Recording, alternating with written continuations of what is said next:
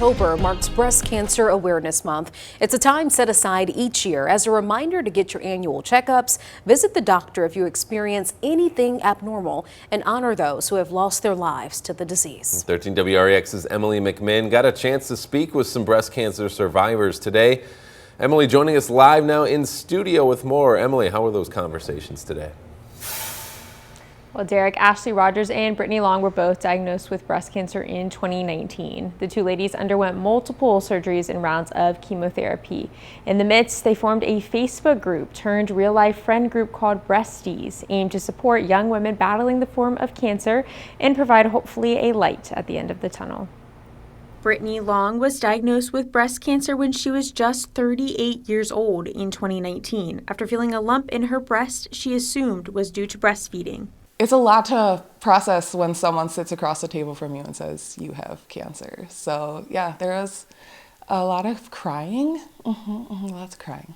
With a 1-year-old daughter at home, Long was forced to jump into chemotherapy and a double mastectomy, leaning on her family to help care for the young child. It was a little daunting, and I'm sure some people think, oh, it's really hard to have a little, but I didn't have to have hard conversations.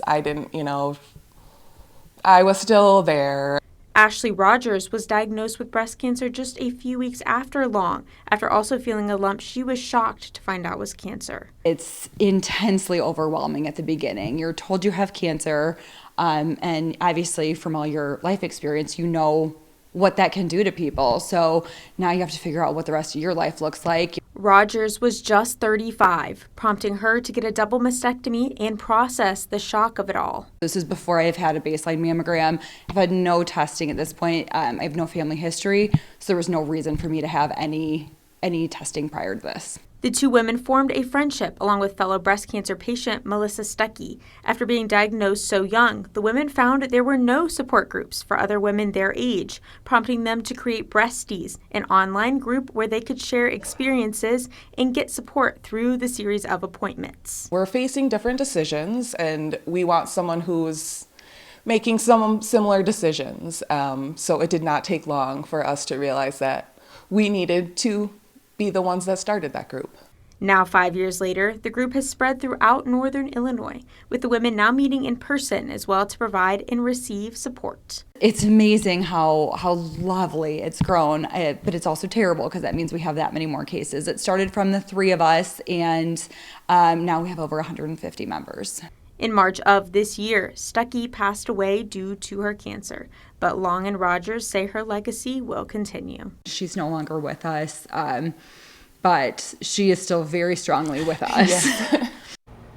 Both Ashley and Brittany are now in remission for their breast cancer.